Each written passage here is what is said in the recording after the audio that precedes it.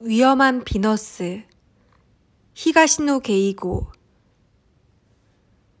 의외로 병원이 아담한데? 내가 상상했던 것과는 좀 다르네. 대기실을 둘러보며 미운 소리를 내뱉고 유마는 자리에 앉아 양복 안주머니에서 담뱃값을 꺼냈다. 병원 안은 금연이에요. 피우고 싶으면 밖으로 나가시죠. 하쿠로는 유마의 담뱃값을 가리키며 말하고 그 손끝을 옆에 선 가이드에게로 향했다. 대체 어떻게 된 겁니까? 내가 얘기하지. 둘 다 일단 앉지. 대기실 의자는 L자형으로 배치되었다. 하쿠로는 가이드와 나란히 앉아 대각선 앞쪽의 유마를 노려보는 모양새가 되었다. 간단히 말하면 내가 진짜 걱정이 되더라고, 아키토가. 유마는 담뱃갑을 안주머니에 다시 넣고 다리를 꼬면서 말했다. 그렇잖아. 아무리 사업이 바쁘다지만 이런 아름다운 신부를 혼자 귀국시켜놓고 자기는 여태 돌아오지 않다니. 아무리 생각해봐도 보통 일이 아니지. 뭔가 이상하다고 생각하는 게 상식적이지 않아? 하쿠루는 대꾸할 말이 없어서 가에데를 돌아보았다. 그녀는 슬쩍 항복의 포즈를 취했다. 그래서요? 유마에게 물었다. 전에도 얼핏 얘기했지만 내가 이래봬도 해외에 상당한 인맥이 있는 사람이야. 여기저기 알아봤어. 시애틀에 정말로 아키토가 있는지 없는지. 그랬더니 이게 뭐야? 놀랍게도 신혼의 아내와 사이좋게 손을 맞잡고 일본에 갔다는 거야. 물론 아키토만 다시 시애틀로 돌아온 적도 없다고 했어. 자, 그러니 어떻게 된 일인지 확인해 봐야겠지. 그래서 어제 이분께 연락해서 에비스로 나오시라고 한 거야. 그렇게 말하면서 유마는 가이드 쪽을 손바닥으로 가리켰다. 하쿠로는 다시 가이드를 돌아보았다. 어디까지 얘기했어요? 그녀는 어깨를 으쓱 치켜들었다. 거의 대부분이요. 글쎄, 대부분이라는 게 어디까지냐고요. 목소리가 뾰족해졌다. 전부 다 들었어. 유마가 늘적지근하게 말을 이었다. 데이코 씨의 본가가 철거되지 않았다는 거. 그리고 데이코 씨와 야사루 씨의 만남에 대한 것까지 다 들었어.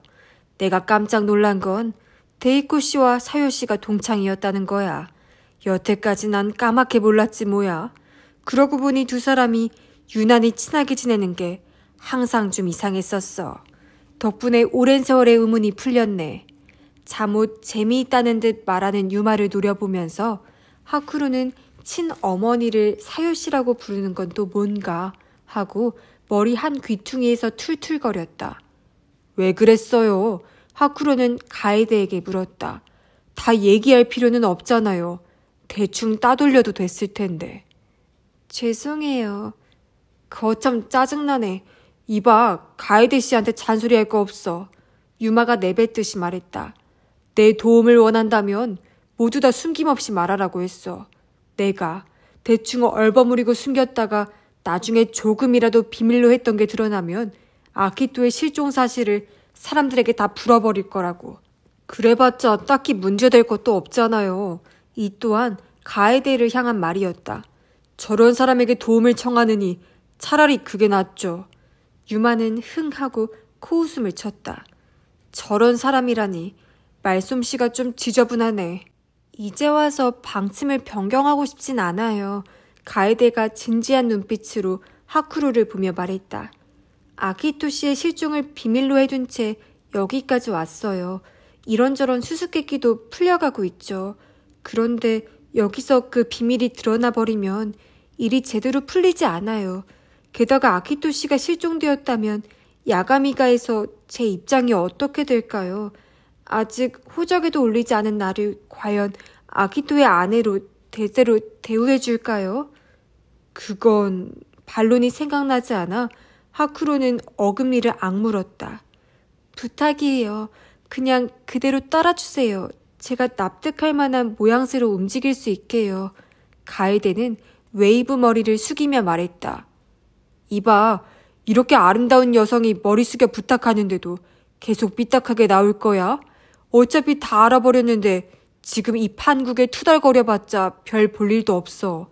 이제 어엿한 성인인데 깔끔하게 기분 좀 푸시지. 어이없다는 투로 말하는 유마를 보며 하쿠로는 발끈했지만 굳이 맞대꾸를 하지는 않았다. 화가 나고 약이 올랐지만 그가 하는 말이 더 이치에 맞았다. 도움을 받는다니 구체적으로 어떤 도움이죠? 하쿠로는 가에데에게 물었다. 아키토 씨가 행방불명인 것은 아무에게도 말하지 말아달라고 했어요. 그 밖에는? 그것뿐이에요. 하쿠로는 유마를 힐끔 쳐다보고 가에데에게로 얼굴을 돌렸다. 약속을 지켜줄 거라는 보증은? 약속이야 당연히 지켜야지. 유마가 답했다. 나는 장사꾼이야. 장사꾼은 약속을 지켜. 장사? 그 말에 감이 딱 잡혔다. 하쿠로는 유마를 정면으로 보았다. 뭔가 보상을 요구했어요? 물론이지. 사람 하나 실종된 걸 비밀로 해주는 거야. 만에 하나 뭔가 트러블이 일어났을 때 나한테 어떤 불똥이 튈지 모르는 일이라고. 보상을 요구하는 게 당연하지. 어떤 보상을? 설마 가에데의 몸을 요구하지는 않았겠지 라고 생각하면서 하쿠로는 물었다. 유마는 꼬고 있던 다리를 내리고 가슴을 슬쩍 내밀듯이 숨을 내쉬었다. 후천성 서번트 증후군. 나지막한 목소리로 느릿느릿 말했다. 그 얘기 듣고 깜짝 놀랐어. 과학의 힘이란 참으로 굉장해. 설마 그런 게 가능할 줄이야. 아니, 그보다 더 굉장한 것은 인간의 몸이라는 얘기인가? 어쨌든 획기적인 연구였다는 것에는 변함이 없어. 그리고 이게 가장 중요한 점인데 그야말로 돈 냄새가 풀풀 나더라고. 나는 노벨상 따위에는 전혀 관심도 없지만 이건 분명 굉장한 사업거리라고 직감했어. 그렇다면 나도 한 자리 낄 수 있게 해주셔야지. 그런 얘기인가? 하고 하쿠로는 납득했다. 분명 그런 조건이라면 유마도 협력을 아끼지 않을 것이다. 아니, 그뿐만 아니라 두고두고 이권을 얻기 위해서라도 우선은 아키토의 실종을 어디에도 떠벌리지 않을 것이다. 가에데 씨의 얘기를 들어서 알고 있겠지만 야스하루 씨가 후천성 서번트 증후군에 대해 연구한 것은 지금부터 30여 년 전의 일이에요. 왜 그런지 그 연구 성과를 발표하지 않았고 기록이 남아있는지 어떤지도 모르는 상태예요. 그래도 괜찮아요? 그건 상관없어. 보물지도는 99.99%가 가짜지만 그래도 일단 동굴에 들어가지 않고서는 0.01%의 보물은 만날 수 없거든. 왠지 마음에 안 드는 자였지만 제법 괜찮은 말을 했다. 하쿠로는 조용히 고개를 끄덕였다. 아주버님, 가에데가 화제를 바꾸었다. 지금 마키오 씨 집에 가볼까요? 지금? 마키오 씨는 독신으로 혼자 살고 계시고 밤에는 웬만해서는 외출하는 일이 없으시다니까 찬찬히 얘기를 듣기에는 지금이 딱 좋다고 유마 씨가. 좋은 일은 서두르라잖아. 뭐 가기 싫다면 좋아. 무리하게 함께 가자는 건 아니니까. 유마가 느물느물 웃으며 말했다. 그 얄미운 웃음 속에는 이미 가에데가 자신을 중요한 파트너로 인정했다라는 뜻이 포함된 것처럼 보였다. 둘이서만 가게 할 수는 없었다. 결국 알았어요 라고 하쿠로는 대답했다. 유마의 말에 따르면 마키오는 그가 경영하는 이자카야의 단골이어서 이따금 얼굴을 마주하는 일이 있었다. 그럴 때는 음식값을 조금씩 서비스해 준다고 했다. 굳이 말하지 않아도 잘 알겠지만 바키오 씨는 괴팍한 사람이야. 아버지도 그 사람만은 영 다루기가 힘들다고 푸념을 하실 정도였어. 벤츠의 핸들을 한 손으로 조종하면서 유마는 유쾌한 듯이 말했다. 백미러에는 교통안전 부적 같은 것이 대롱거리고 있었다. 근데 공부 쪽은 아주 뛰어났지. 중고등학교를 통틀어 학년 톱이었어. 하지만 천재형은 아니야. 옆에서 보는 사람이 지겨워질 만큼 끈기가 필요한 작업을 꼬박꼬박 쌓아 올려 결과를 내는 타입이지. 일종의 편집증이야, 편집증.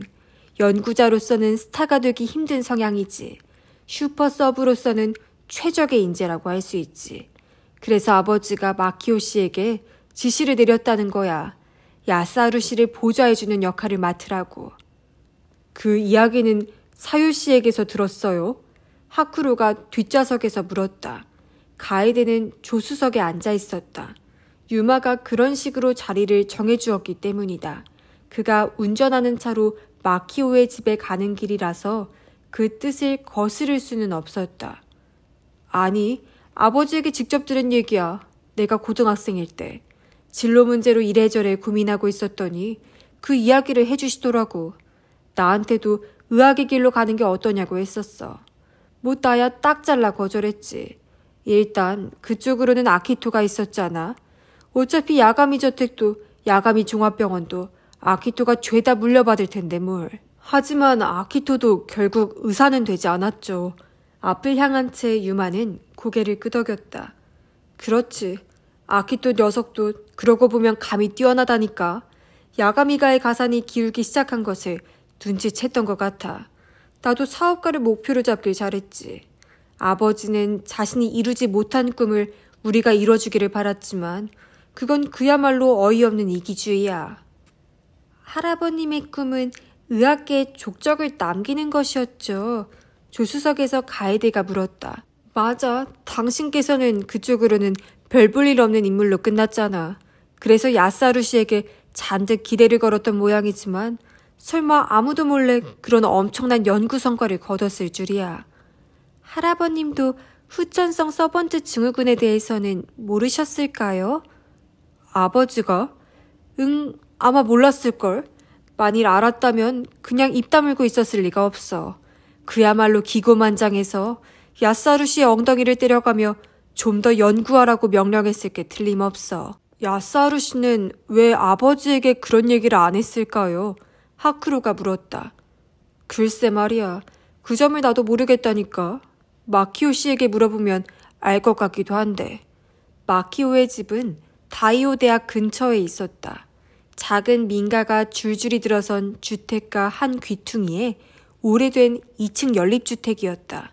근처 무인 주차장에 차를 세우고 세 사람은 연립주택 앞에 섰다. 전혀 대학 교수가 사는 집 같지 않네. 계단 손잡이에 잔뜩 녹이 쓴 건물을 올려다보며 하쿠로는 중얼거렸다. 왜 좀 더 좋은 집에서 살지 않죠?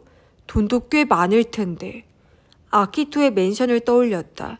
유리카에 의하면 임대료가 120만 엔이라고 했다. 이 낡은 연립주택은 그 20분의 1, 아니 30분의 1이 채 안 될지도 모른다. 그래서 내가 말했잖아. 괴팍한 사람이라고. 부를 누리며 사는 것에는 전혀 관심이 없어. 연구를 지나치게 좋아하는 매드 사이언티스트 같은 느낌이신가요? 가에데의 말에 유마가 하하하 웃었다. 멋진 표현인데 딱 맞는 말이야. 하지만 머리는 좋은 사람이야. 깜빡 속아 넘어가지 않게 조심하자고. 유마가 성큼성큼 계단으로 향하는지라 하쿠라와 가에데도 뒤를 따라갔다. 오늘 이렇게 세 사람이 찾아가는 것을 마키오에게는 미리 연락하지 않았다. 갑작스럽게 들이닥쳐야 본심을 이끌어내기 쉽다라는 유마의 주장 때문이었다. 2층 맨 끝이 마키오의 집이었다. 주방 창문에서 불빛이 새어나왔다. 유마가 도어폰을 눌렀다. 문 너머로 사람이 움직이는 소리가 들려왔다. 이어서 네 라는 낮은 목소리. 마키오 씨 안녕하세요. 저 유마예요. 당황한 듯한 침묵 끝에 걸쇠가 풀리는 소리가 났다. 문이 열리고 마키오가 얼굴을 내밀었다. 세 사람을 보자마자 부리부리한 눈이 좀 더 큼직해졌다. 깜짝 놀라셨죠? 이런 시간에 여럿이 갑자기 쳐들어와서. 유마가 재미있다는 듯이 말했다. 하지만 그럴 만한 사정이 있어서 오늘 저녁에 꼭 마키오 씨를 만나고 싶었어요. 마키오는 열린 문 손잡이를 움켜쥔 채 물었다. 무슨 일이야? 물어볼 게 있어요. 야스하루 씨에 관해서. 마키오의 눈에 의심의 빛이 떠올랐다. 뭔데? 이렇게 문 앞에 선 채로 얘기할 내용이 아니에요. 일단 안으로 좀 들어가게 해주시죠. 항상 제가 새우 필라프에 주사위 스테이크도 서비스해드렸잖아요. 주사위 스테이크는 딱 한 번 얻어먹었어. 며칠 전에도 내 돈 내고 다 사 먹었다고. 그래요? 저런. 다음부터는 꼭 서비스해드리라고 스태프에게 말해야겠네. 마키오는 여전히 의심스러운 눈초리였지만 부르퉁한 표정으로 문을 열어주었다. 집이 좁으니까 그런 줄 알고 들어와. 실례합니다. 라면서 유마가 먼저 들어갔다. 하쿠루와 가에데도 그 뒤를 따랐다. 아닌 게 아니라 좁은 집이었다. 앞쪽에 식탁과 주방이 있고 안으로 작은 방 2개가 있었다. 눈이 닿는 한 온통 서적과 파일이 쌓여 있었다. 어디든 적당히 자리 잡고 앉아. 마키오는 그렇게 말했지만 작은 정사각형 식탁에는 의자가 2개밖에 없었다.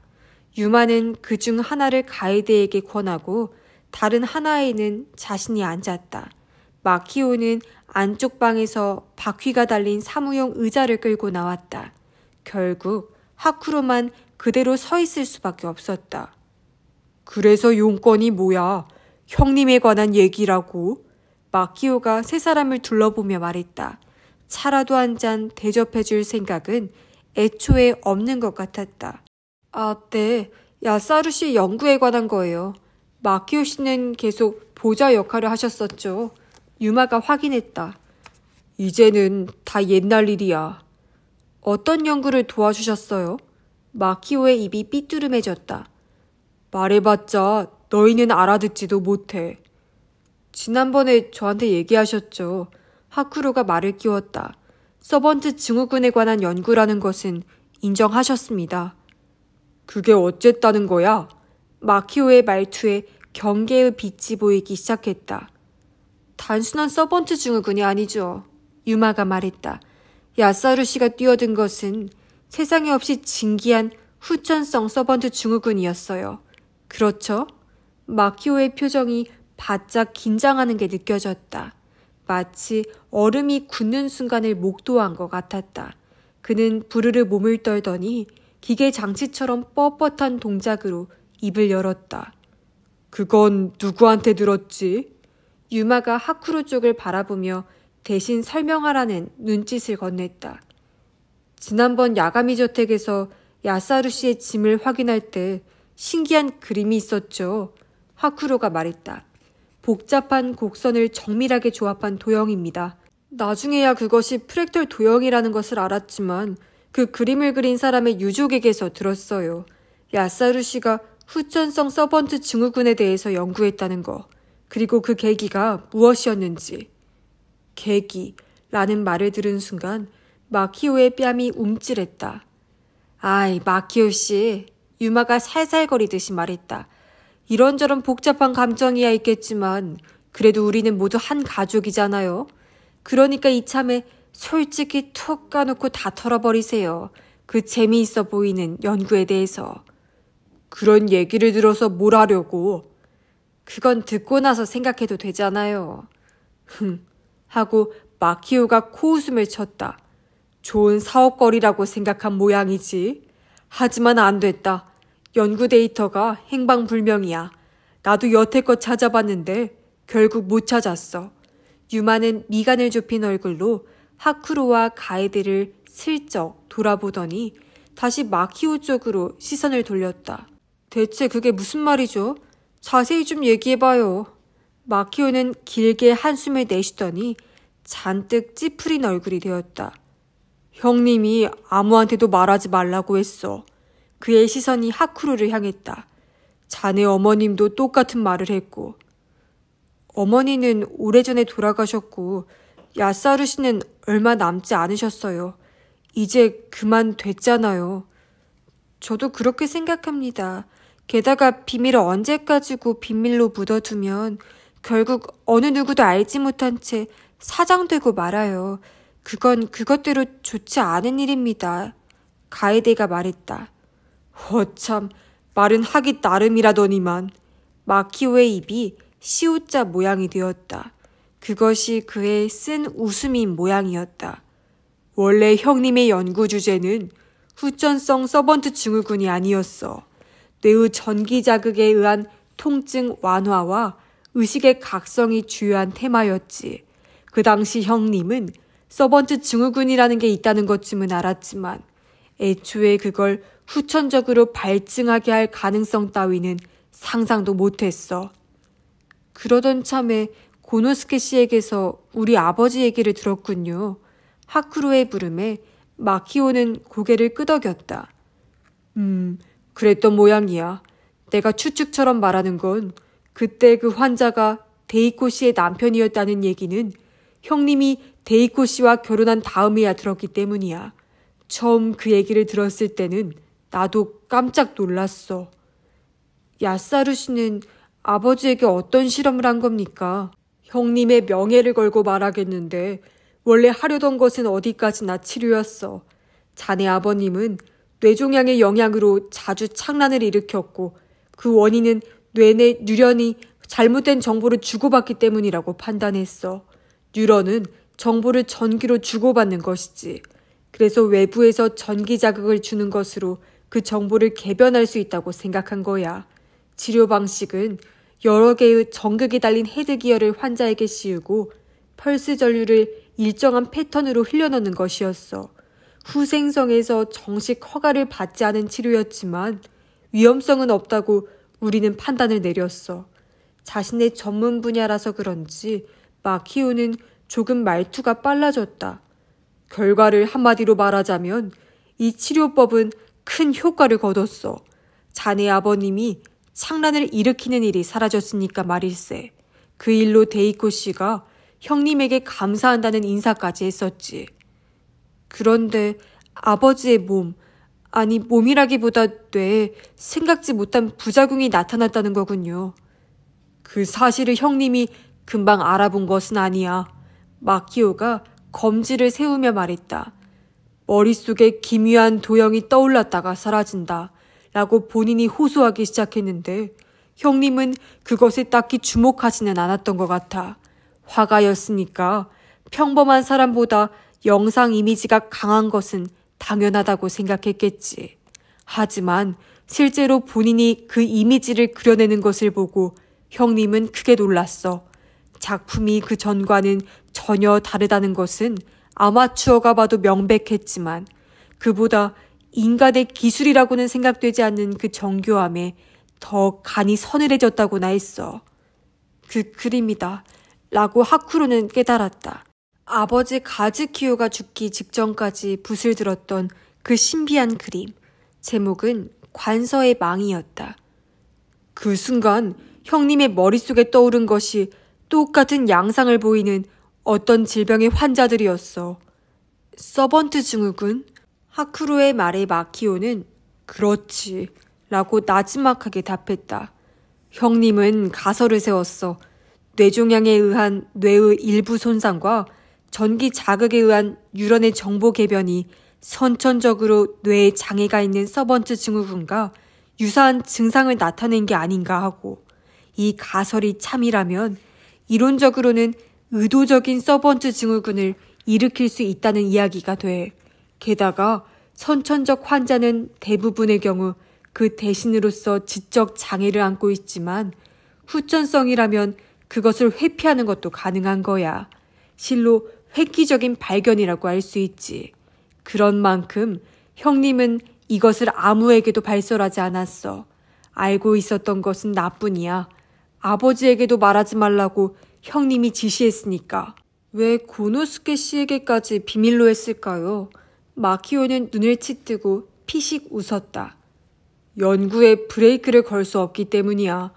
획기적인 발견의 가능성이 있다고 하면 아버지는 눈에 핏발을 세우고 연구를 몰아붙였겠지. 위법성이 높은 인체 실험까지 지시했을 게 틀림없어. 하고 어깨를 흔들고 웃으면서 유마는 하쿠로 쪽을 보았다.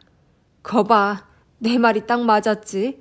그 아버지를 아는 사람이라면 누구라도 똑같은 생각을 했을 거라고. 그래. 하지만 아버지와는 달리 형님은 신중한 사람이야. 마키오는 말했다. 우선 분명하게 데이터를 수집한 뒤에 그 다음 단계로 옮겨가자고 생각했어. 그런데 거기서 오산이 발생했어. 데이터를 얻어낼 유일한 대상. 즉 자네 아버지가 사망해버린 거야. 그때까지 소강 상태를 유지하던 뇌종양이 급속히 악화된 탓이었어. 형님은 그 원인이 전기 자극 치료에 있을 것이라고 의심했어. 그래서 그 인과관계가 명확해질 때까지 인체의 시술은 전면적으로 연기하기로 했지. 그 이후로 전기 자극 치료의 연구는 주로 동물 실험으로 이루어졌어.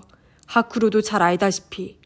하쿠로의 뇌리에 고양이의 사체가 얼핏 떠올랐다가 사라졌다. 그 동물 실험이 후천성 서번트 증후군의 연구도 겸한 것이었군요. 애초에는 병행하려고 했지. 하지만 이미 초기 단계에서 그게 무리라는 결론이 내려졌어. 고양이는 그림을 그리지도 않고 악기를 연주하지도 않아. 천재 뇌를 획득했는지 어떤지 확인할 방도가 없었어. 그 결과 동물 실험을 노출시킨 뇌에 오로지 전기 자극을 가하는 것이 되고 말았군요. 고양이의 수명이 다할 때까지. 하쿠로의 쏘아보는 시선을 마키오는 정면으로 맞받았다. 그래, 맞는 말이야. 고양이 얘기는 이제 그만해요. 답답한 듯이 유마가 말을 끼웠다. 그래서 후천성 서번트 증후군 연구는 어떻게 됐죠? 그 정도의 대발견인데 아무것도 안 했단 말이에요?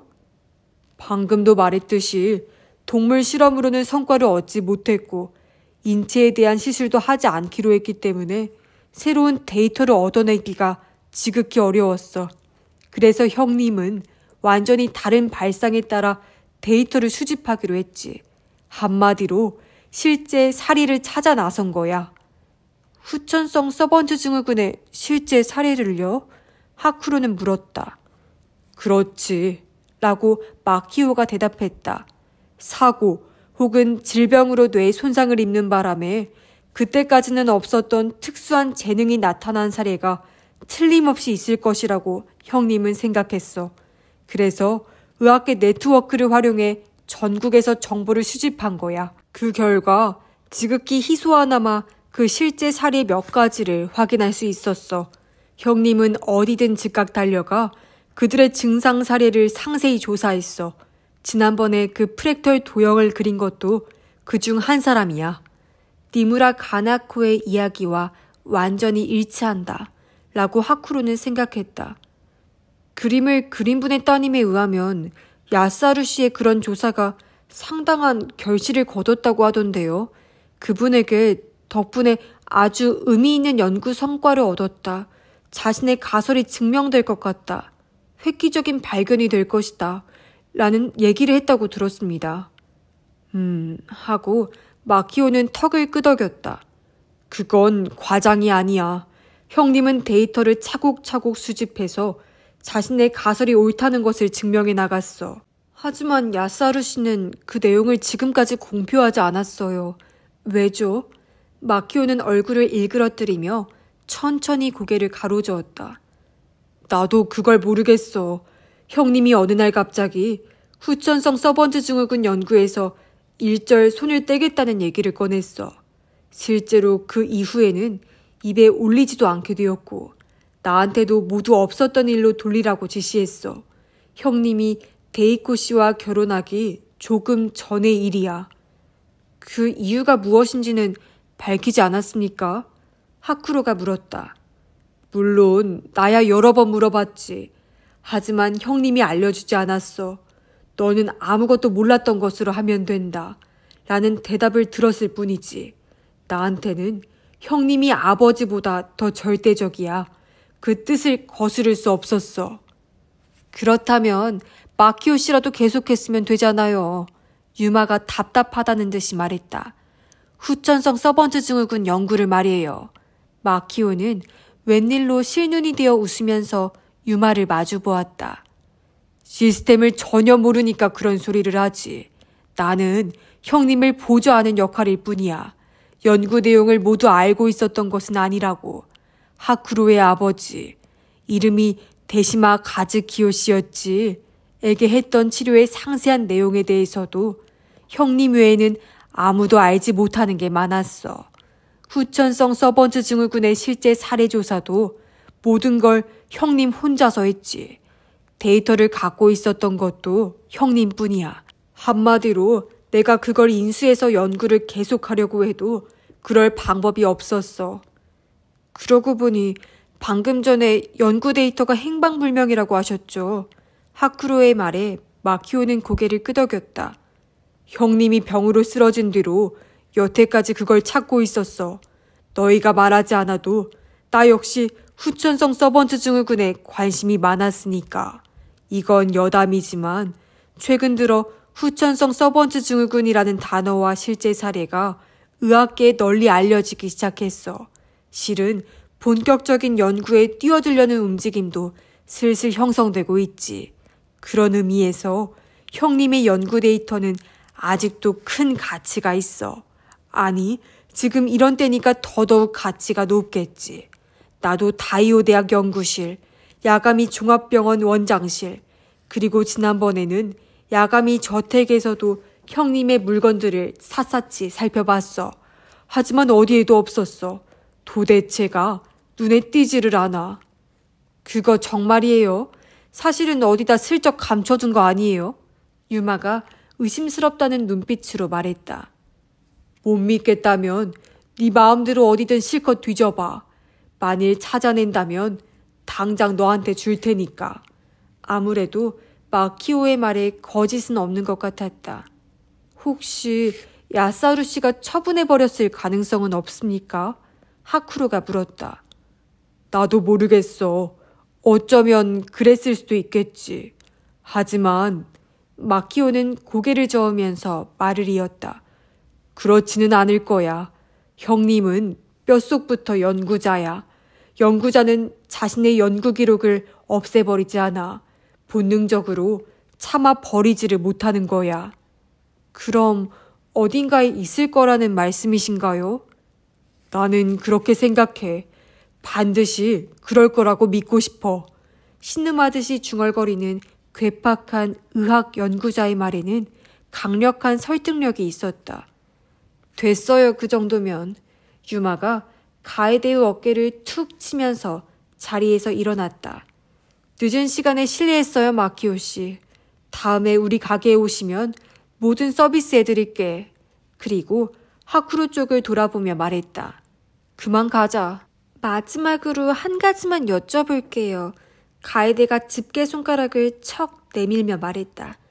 방금 말씀하신 내용을 알고 있는 사람 그 밖에 또 누군가 있어요? 아니, 없을 거야. 나는 아무에게도 말하지 않았어. 가에데는 고개 숙여 감사 인사를 건넸다. 마키오의 집을 나와 주차장으로 향하던 중에 유마가 말했다. 이제야 어떻게 된 일인지 감이 좀 잡히네. 그렇지? 연구 기록의 행방 말인가요? 하쿠로가 대답하자 유마는 물론 이라면서 말을 이었다. 너도 사유 씨에게서 얘기 들었지? 데이코 씨가 야사루 씨에게서 엄청나게 가치 있는 뭔가를 받았다는 거. 그게 뭔지 항상 수수께끼였는데 이걸로 확실해졌잖아. 어떤 이유로 야사루 씨가 후천성 서번트 증후군의 연구를 단념했는지는 명확치 않지만 마키오 씨의 말대로 그토록 어렵게 얻은 성과를 파기해버렸을 리는 없어. 하지만 자신의 수중에 놔둘 수는 없다고 생각했다면 그걸 맡겨둘 사람은 유일한 연구 대상이었던 가즈키오 씨의 아내, 즉 데이코 씨밖에 없다는 얘기야. 어때 내 추리가? 그것은 하쿠로의 생각과도 합치하는 것이었다. 내심 맞듣지 않긴 했지만 가능한 얘기예요. 라고 답했다. 주차장에 도착하자 유마가 멈춰서서 두 사람을 보았다. 이제 문제는 그 연구 기록이 어디에 있느냐는 거야. 그 장소에 대해 두 사람 다 이미 짐작되는 것이 있을 거야. 그렇지? 유마는 두 사람을 번갈아 바라보다가 손끝으로 가에데를 가리켰다. 고이즈미 집, 가에데의 대답이었다. 정답, 유마는 만족스러운 듯 크게 고개를 끄덕였다. 그렇다면 우리가 할 일은 단 한 가지. 그 집을 샅샅이 뒤져보는 거야. 그 말에도 하쿠로는 동의할 수밖에 없었다. 좋아요. 하지만 유마 씨 혼자 몰래 가보는 건 안 돼요. 물론이지. 내일은 어때? 난 시간 있어. 저도 괜찮아요. 나는 하쿠로의 머릿속에 가게야마 모토미의 엄격한 얼굴이 떠올랐다. 나중에 연락드리죠. 좋아. 네가 못 가더라도 나와 가에데 씨는 내일 그 집에 갈 거야. 이렇게 분명하게 양해를 구했으니까 몰래 가는 거 아니지? 부하가 났지만 맞는 말이었다. 알았어요. 라고 답했다. 걱정 마. 네가 없을 때 찾아내더라도 너를 따돌리진 않을 테니까. 그렇게 말하고 유마는 자동차의 잠금을 해제했다. 하쿠루가 뒷좌석 쪽으로 다가가 문을 열려고 했다. 그러자 어허 라면서 유마가 가로막았다. 내가 왜 너까지 데려다줘야 해? 너 너무 염치 없는 거 아니냐? 하쿠루는 대꾸하지 못하고 차 문을 향해 내밀던 손을 거두어들였다. 유마는 의기양양하게 웃으면서 말했다. 가에데 씨는 조수석으로 어서 타시죠. 그녀는 민망한 듯한 얼굴로 하쿠루를 향해 인사를 건네고 조수석 쪽으로 갔다. 그 등에 대고 하쿠루는 말했다. 집에 도착하는 대로 나한테 연락해요. 가에데가 돌아보며 살짝 고개를 끄덕였다. 참, 걱정 말라니까. 내가 어련히 알아서 잘 모실 텐데. 그렇게 말하고 유마는 차에 올랐다. 시동을 걸더니 하쿠로에게는 일별도 없이 즉각 출발했다. 밤의 주택가를 미등 불빛이 멀어져 갔다. 하쿠로는 두 손을 부르짖고 한참이나 그 불빛을 지켜보았다. 하쿠로가 도요스의 자택에 도착했을 때 가에데에게서 메일이 들어왔다. 방금 집에 돌아왔다라는 내용이었다.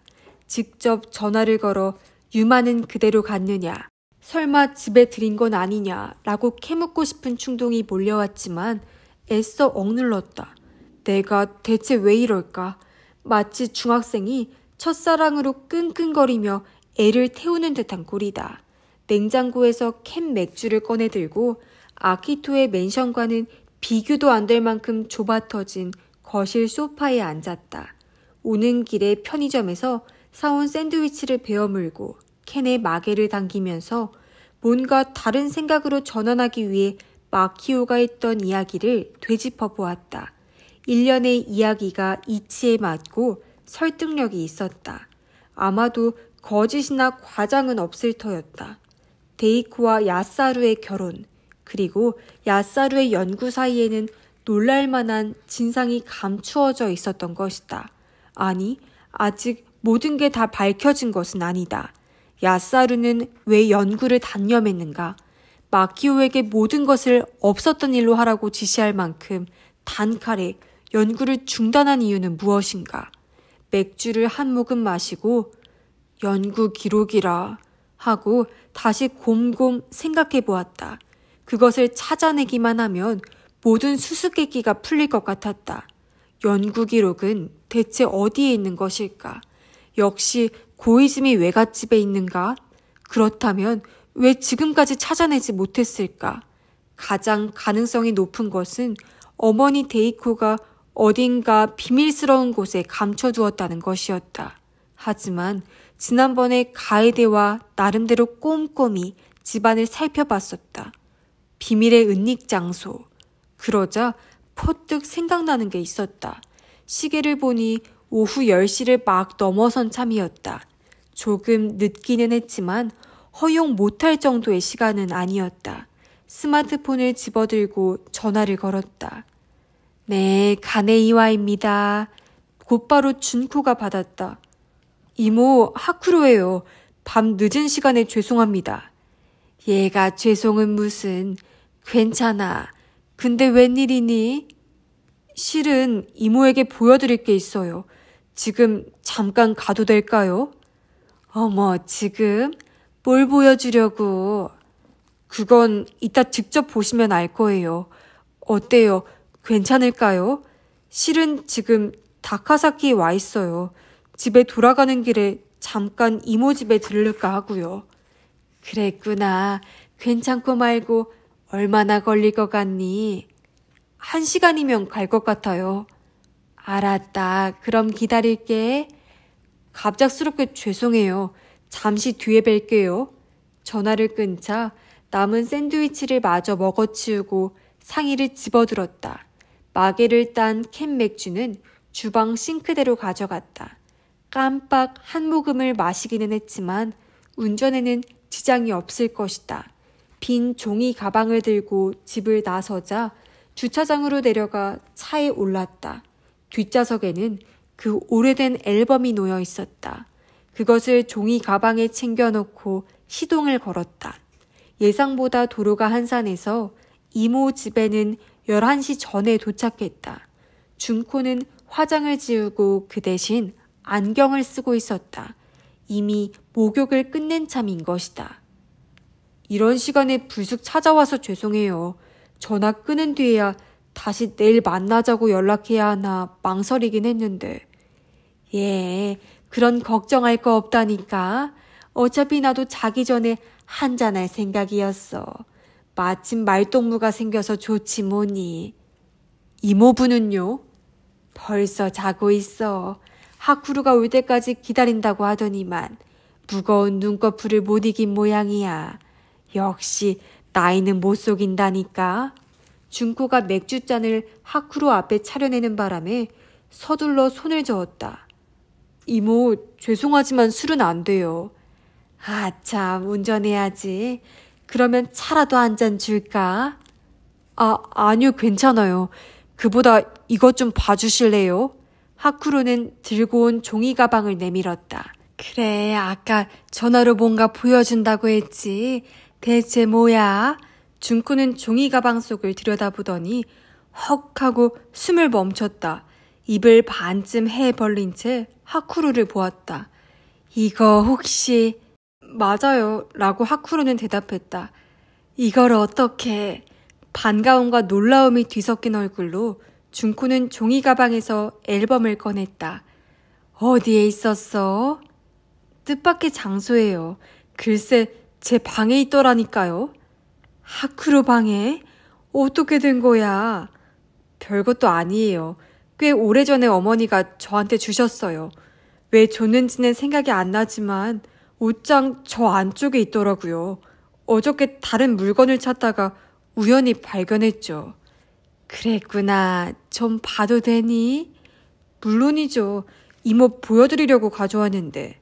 준코는 보물의 덮개를 열듯이 기대에 찬 표정으로 앨범을 펼쳤다. 다음 순간 그 눈이 둥그레졌다. 맞아. 이거 언니 갓난아기 때 사진이야. 네 외할머니가 이걸 맨 첫 장에 붙였겠지. 다 생각나네. 이러니 첫째는 이익 보는 게 많다니까. 준코는 흐뭇한 듯 이따금 고개를 끄덕이며 앨범을 넘겨나갔다. 그 눈에는 그리움이 넘치고 있었다. 마음이 타임슬립을 했는지도 모른다. 참 젊다라고 자신의 모습을 보며 중얼거리기도 했다. 마지막 한 장의 사진, 하쿠루와 아키토가 나란히 웃고 있는 모습에는 우리 어머니 이런 손자가 둘이나 되고 참 복도 많으시지 라면서 준코는 앨범을 덮었다. 하쿠루 고맙다. 덕분에 정말 오랜만에 좋은 사진 봤다. 눈이 촉촉해진 채 말했다. 그녀는 찻주전자의 물로 녹차를 내려주었다. 고이즈미 외갓집 사진도 몇 장 있었죠. 하쿠루가 말했다. 그러게 말이다. 반갑기도 하고 그립기도 하고. 전 외갓집은 별로 기억이 안 나요. 하지만 어제 사진을 보니까 어머니가 예전에 했던 묘한 얘기가 생각나더라고요. 준코가 의아한 얼굴로 찻잔을 하쿠루 앞에 내주며 물었다. 무슨 얘기인데? 고이즈미 외갓집에 비밀의 은닉 장소가 있다라는 얘기였던 것 같아요. 응? 비밀의 은닉 장소라니. 준코가 미간을 좁히며 되물었다. 외할아버지가 옛날에 이것저것 장사를 하셨잖아요. 그때마다 세금을 교묘히 피했다고 하던데요. 그러니 세무서에서 의심을 하고 자주 조사를 나왔다.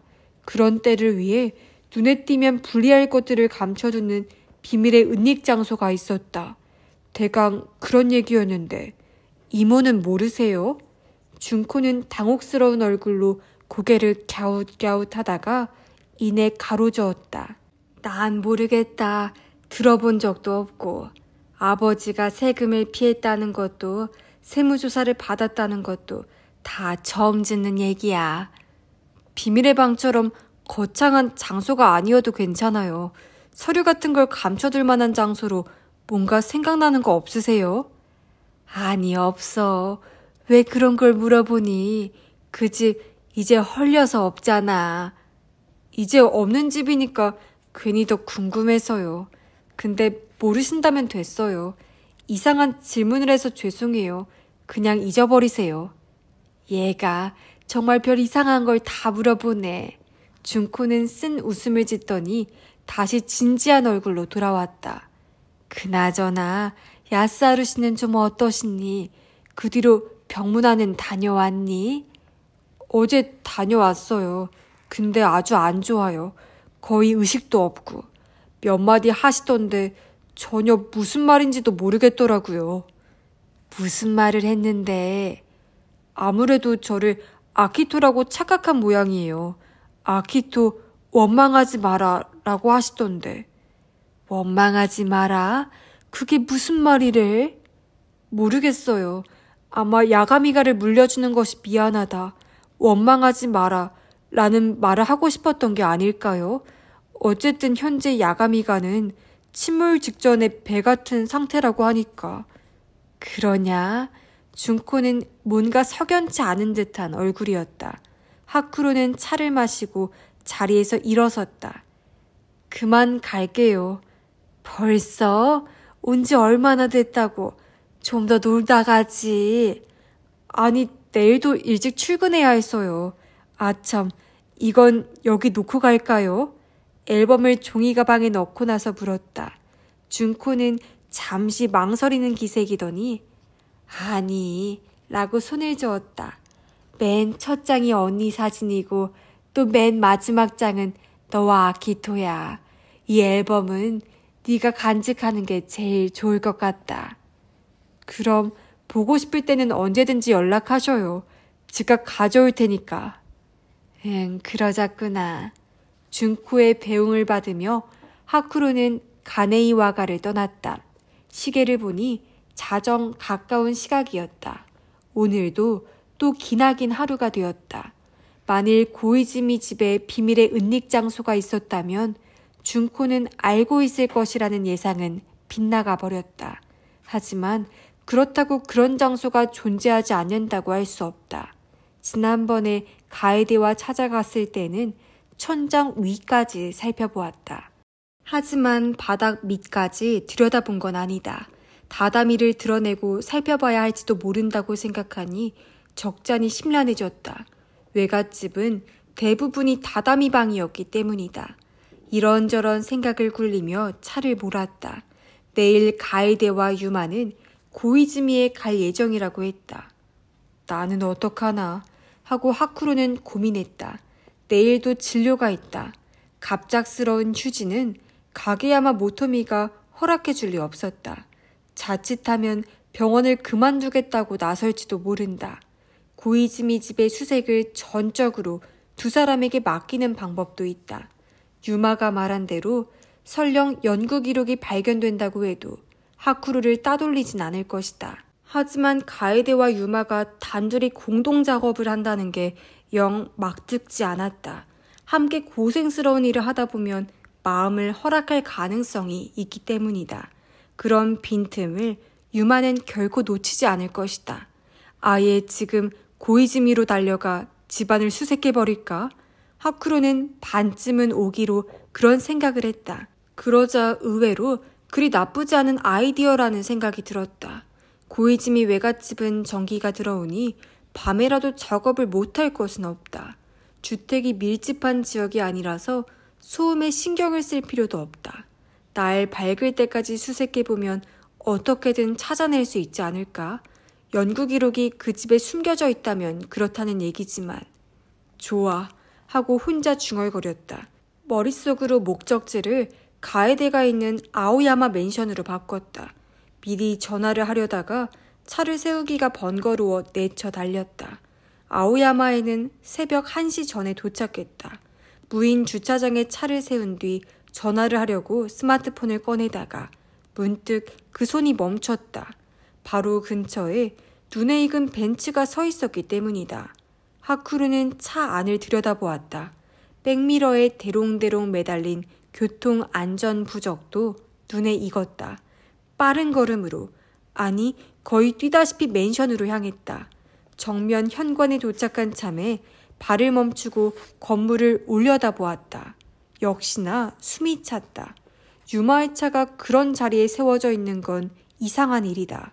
가에데와 함께 집에 올라간 게 틀림없었다. 이런 시간까지 뭘 하는 건가? 집에 돌아왔다는 메일이 도착한 것이 오후 10시 전이다. 그로부터 벌써 3시간이나 지나지 않았는가? 심호흡을 한 뒤에 스마트폰으로 가에데에게 전화했다. 혹시나 연결되지 않는 건 아닌가 하는 불안이 머리를 스쳤지만 곧바로 네 라는 쾌활한 목소리가 들려왔다. 하쿠로예요. 지금 뭐해요? 네?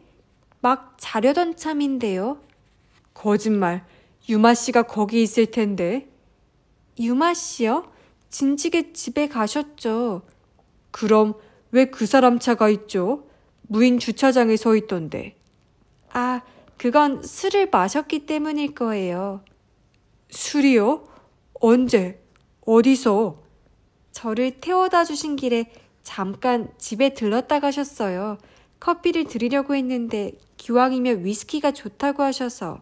역시 그자를 집안에 들였구나 하고 하쿠로는 어금니를 악물었다. 언제 돌아갔어요? 위스키 한 잔 마시고 금방 가셨어요. 뭔가 수상하다는 생각이 들었다.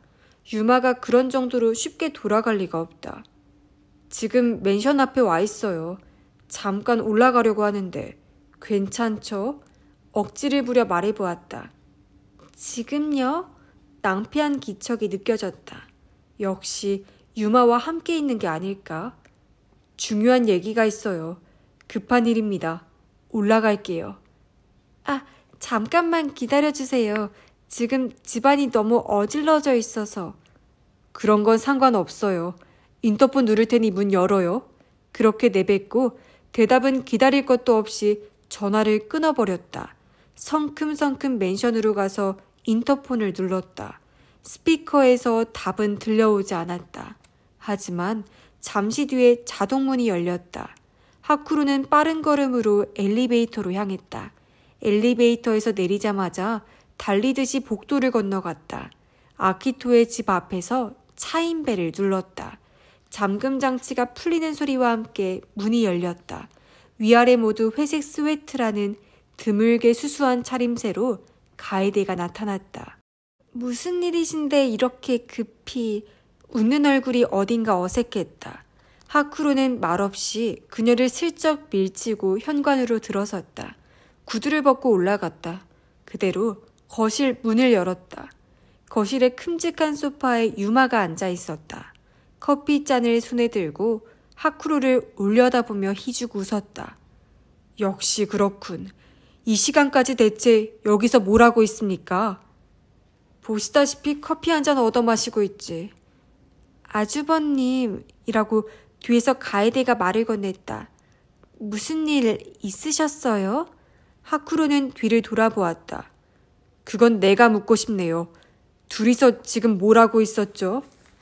뭘 한다기보다는 그냥 이야기를 하고 있었는데. 하쿠로는 유마를 가리켰다. 위스키 한 잔 마시고 돌아갔다고 했잖아요. 가에데의 갈색빛이 서린 눈이 살짝 흔들렸다. 그건 아주버님이 괜히 걱정하실까 봐서요. 가에데 씨는 아키토의 아내예요. 이런 시간에 남자와 단둘이 있다니. 이건 비상식적인 일 아닙니까? 하고 유마가 웃었다. 이 시간에 쳐들어온 사람이 할 소리가 아니지. 하쿠로는 소파로 다가가 유마를 내려다보았다. 여기는 내 동생 집입니다. 그래? 내 조카의 집이기도 해. 조카는 무슨 조카? 기껏해야 내연녀의 아들 주제. 유마의 얼굴에서 유들유들한 웃음이 사라졌다. 눈을 치뜨고 쓱 노려보았다. 하지만 하쿠루는 물러서지 않고 말을 이었다. 당신이 무슨 속셈인지 뻔하잖아요. 아키토는 돌아오지 않을 거라고 생각하겠죠. 그래서 가에데 씨를 유혹하려고 노린 거예요. 어때요? 아닙니까? 유마가 차가운 표정으로 턱을 치켜들었다. 그러는 너는 그만두세요. 두 사람 사이에 가에데가 들어섰다. 서로 협력하기로 결정했잖아요. 이런 일로 싸우시면 안 되죠. 먼저 시비를 걸어온 건 이 녀석이야. 유마가 말했다. 비상식적인 행동을 지적한 것뿐입니다. 가에데는 한숨을 내쉬더니 고개를 저었다. 알았어요. 일단 마음을 좀 가라앉히시고. 저와 유마 씨는 단순히 잡담을 하고 있었던 게 아니에요. 실은 아주버님께 보여드릴 게 있어요. 뭡니까? 지금 보여드릴 테니까 우선 앉으세요. 가에데의 재촉에 하쿠로는 유마의 맞은편에 자리를 잡았다. 그녀는 테이블에 놓여있던 파일 한 권을 내밀었다. 이걸 좀 보세요. 하쿠로는 파일을 펼쳤다.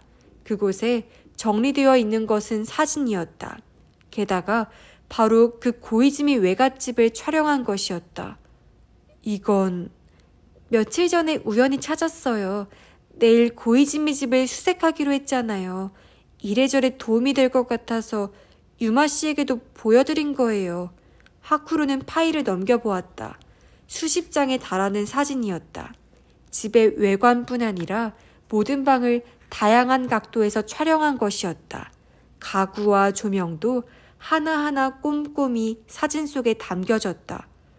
이걸 모두 아키토가 찍었어요? 그런 것 같아요. 어떤 목적인지는 잘 모르겠지만요. 하쿠루는 진한 한숨을 토해낸 뒤에 파일을 덮었다. 나는 그 집을 한 번도 본 적이 없어. 유마가 침착한 어조로 말했다. 그래서 사전에 좀 알아두려고 한 거야. 아무 예비 지식도 없이 집안을 수색하려고 해봤자 이미지가 떠오르지 않으니까. 하지만 시간이 너무 늦어진 건 사실이야. 이런 사진을 찾아냈다면 물론 둘이서 시간 가는 줄 모르고 얘기를 나눌 만도 했다. 하쿠로는 별 수 없이 입을 꾹 다물었다. 아주버님은 무슨 일이세요? 중요한 일이 있다고 아까 전화로 얘기하셨는데. 가에데가 물었다. 설마 이 집에 들이닥치려고 핑계를 둘러댄 건 아니지? 유마가 입끝을 치켜들며 말했다. 핑계가 아닙니다. 하쿠루는 가에데를 보며 말했다. 실은 지금 당장 고이즈미 외갓집에 가볼까 했어요. 지금요? 그녀는 눈을 둥그렇게 떴다. 나는 내일 병원 진료를 쉴 수가 없어요. 그래서 오늘 밤에 고이즈미에 가서 새벽까지 그 연구 기록을 찾아볼 생각이었어요. 가에데 씨도 함께 가야 할 것 같아서. 하쿠로는 유마에게로 시선을 옮겼다. 물론 유마 씨한테도 연락할 생각이었어요. 따돌리고 우리끼리 갈 수는 없으니까. 유마가 어깨를 으쓱 쳐드는 것을 보고 하쿠로는 다시 가에데 쪽을 향했다. 어때요? 못 가겠다면 나 혼자라도 갈 생각인데. 가에데는 시선을 떨구었다. 깜빡거리는 긴 속눈썹이 그녀의 망설임을 보여주는 것 같았다. 이윽고 그녀가 얼굴을 들었다. 알았어요. 함께 가죠.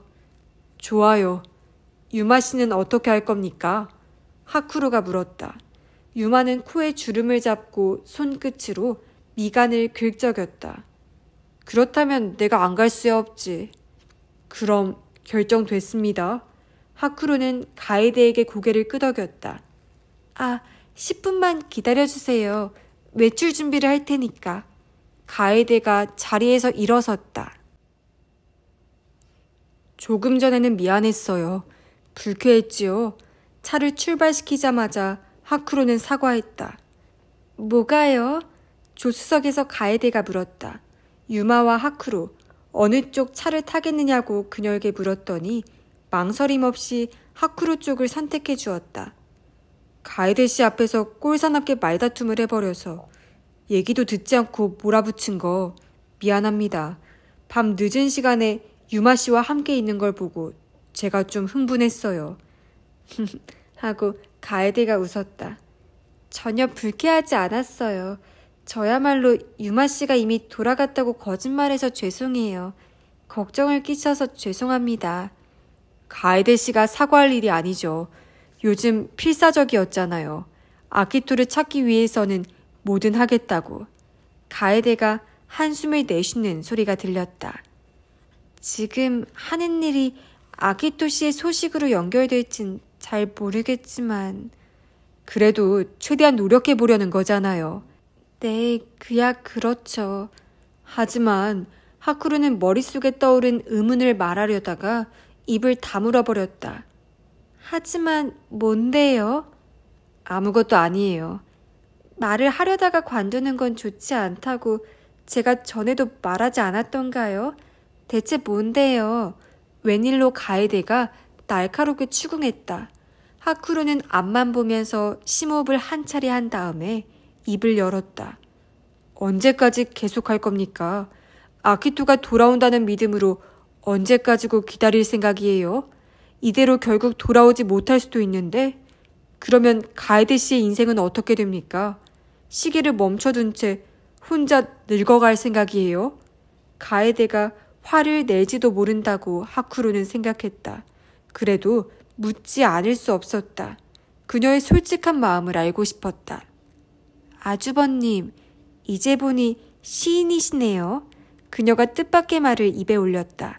시계를 멈춰둔 채라는 표현이 그야말로 시적이에요. 네, 그게 가능하다면 얼마나 행복할까요? 하지만 그건 무리겠죠. 아무리 나만의 시계를 멈춰도 온 세상의 시계가 쉴 새 없이 돌아갈 거예요. 그러니까 어쩌면 머지않아 그런 날이 찾아올 수도 있겠죠. 아키토 씨는 돌아오지 않는다고 포기하는 날이요. 그때는 어떻게 하려고요? 그건 그때가 된 다음에 생각할래요. 가에데의 대답에는 마음의 흔들림이 전혀 없었다. 하쿠루는 침을 꿀꺽 삼키려다가 입 안이 바짝 마른 것을 깨달았다. 긴장했던 것이다. 그때는 만일 그런 날이 온다면 나는 가에데 씨에게 힘이 되어줄 생각이에요. 고맙습니다. 정말 든든하네요. 하지만 이미 아주버님은 저한테 큰 힘이 되어주고 계세요. 아니, 인사치레는 필요 없어요. 내가 가에데 씨를 생각하는 건 단순한 선의에서가 아니라 아주버님이라고 하쿠로의 말을 가로막듯이 가에데가 말했다. 오늘 밤에는 거기까지만 하는 걸로 해주시면 안 될까요? 네? 그 다음 말은 지금 들어서는 안 될 것 같아서. 당신의 속마음은 이미 다 알고 있다. 그런 꾸지람을 들은 듯한 마음이 들었다. 가게야마 모토미의 경우와 똑같았다. 고백하기도 전에 벌써 상대에게 모두 다 들켜버리고 만다. 하쿠루는 가만히 고개를 저었다. 애초에 이런 상황에서 고백을 한다는 것 자체가 정신 나간 짓이었다. 너무도 빠른 전개에 흥분해버려서 냉정함을 잃었는지도 모른다. 운전에 집중하자라고 생각했다. 도중에 편의점에 들러 흰 장갑과 드라이버 세트, 쓰레기 봉투 등 집안 수색에 도움이 될 만한 것들을 준비했다. 고이즈미에 들어섰을 때는 오전 2시 반이었다. 작은 동네가 짙은 어둠에 감싸여 있었다. 가로등이 많지 않아서 남자라도 혼자 돌아다니려면 겁이 날 것 같았다. 좁은 도로폭이 한층 더 비좁게 느껴져서 운전에 신중을 기하지 않을 수 없었다. 이윽고 외갓집에 도착했다. 뭔가 신기한 느낌이 들어요. 지난번에 왔었던 게 한참 옛날 일인 것 같은. 차에서 내려 집을 바라보며 가에데가 말했다. 겨우 이틀 전인데. 조금 떨어진 장소에 벤치를 세워놓고 유마도 와이셔츠 소매를 둥둥 걷어올리며 다가왔다. 다 쓰러져가는 집인가 했더니만 의외로 번듯하네. 집을 바라보며 말했다. 가에데 씨가 말했잖아요. 어머니 돌아가신 뒤로 이 집을 도맡아 관리해준 사람이 있었다고. 아, 그랬지.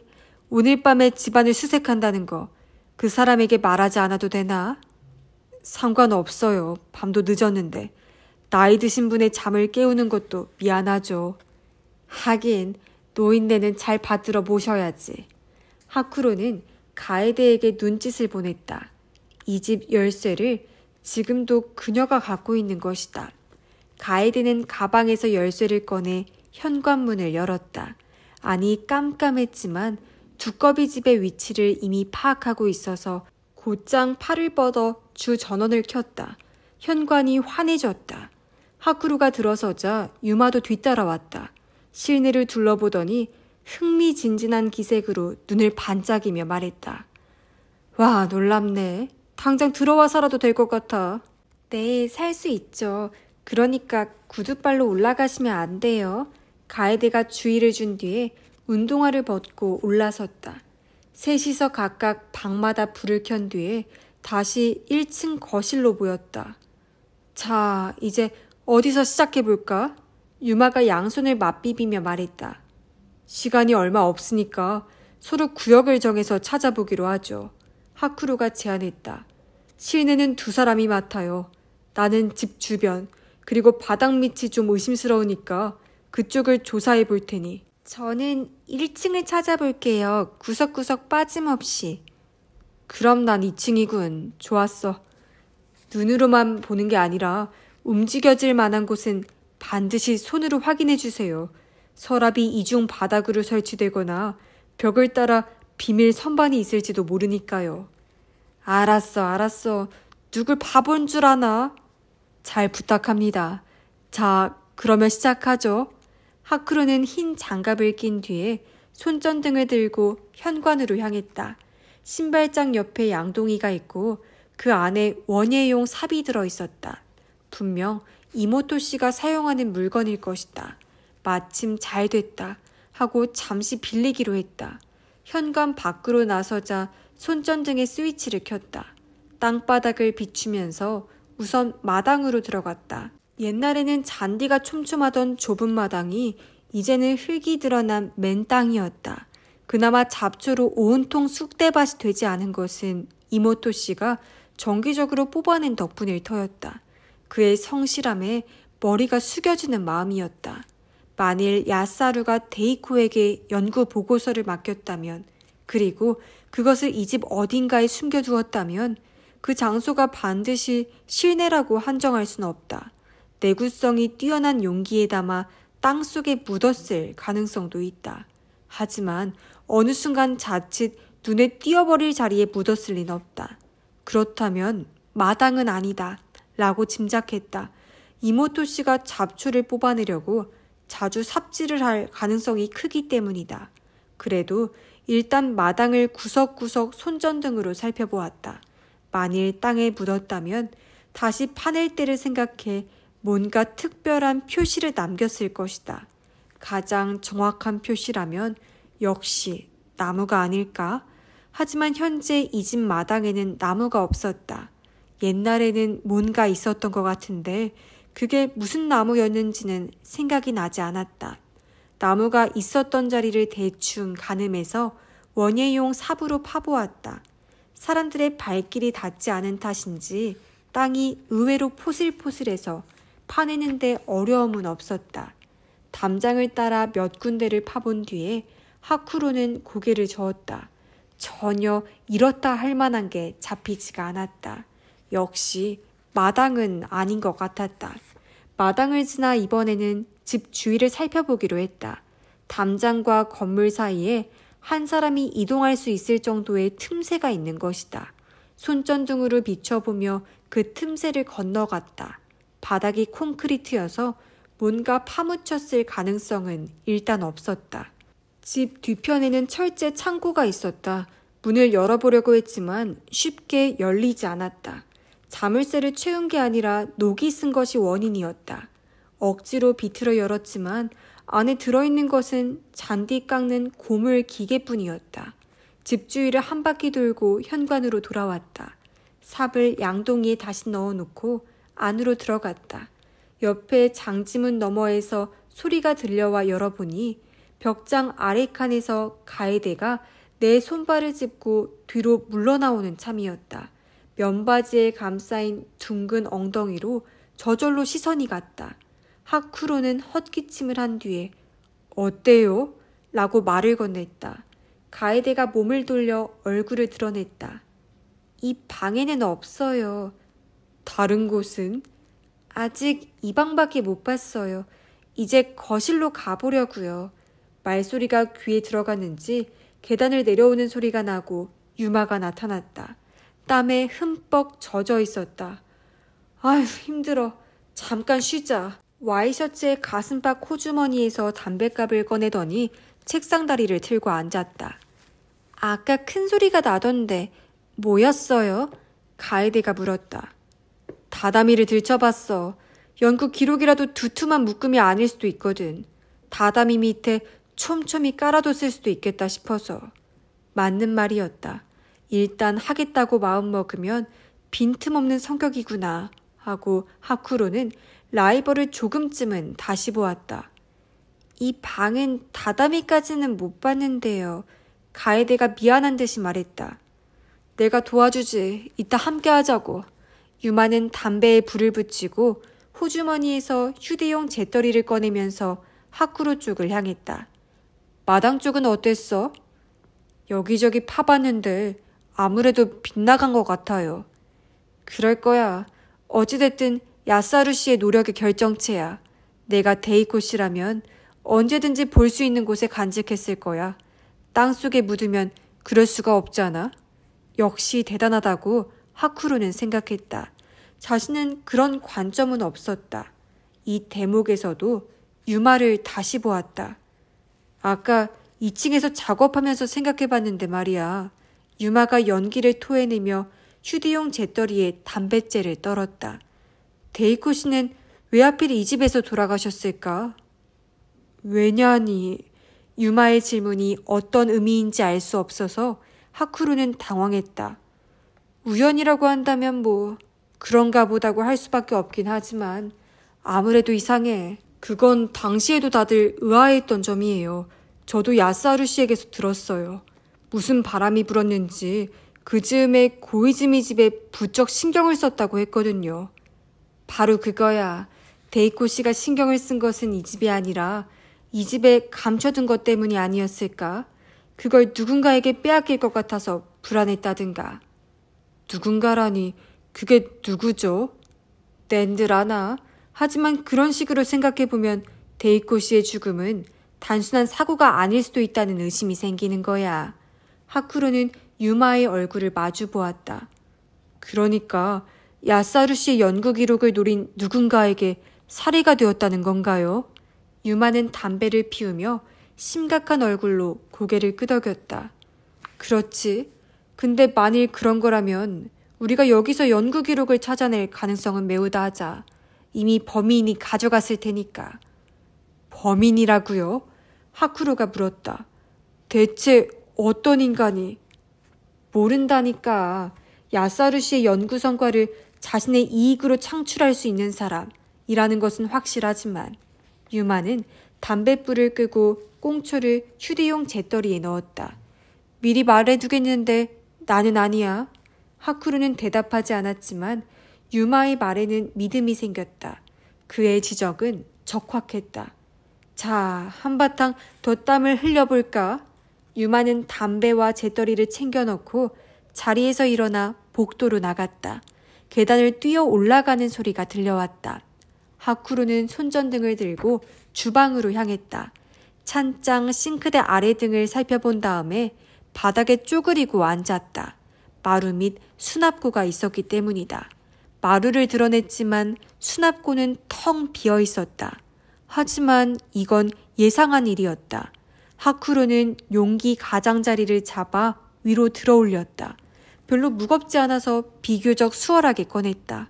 용기를 빼내면 마루 및 수납고는 즉각 마루 및 점검구로 바뀐다. 상반신을 점검구로 밀어넣자 그 즉시 숨이 턱 막혔다. 습하고 먼지 가득한 공기가 일시에 코로 들어왔기 때문이다. 게다가 악취도 났다. 쥐의 사체라도 있는가? 머뭇머뭇 손전등의 스위치를 켰다. 어둠 속에 몇 개의 기둥이 드러났다. 건축사가 허술한 공사를 체크하는 텔레비전 방송 프로그램이 생각났다.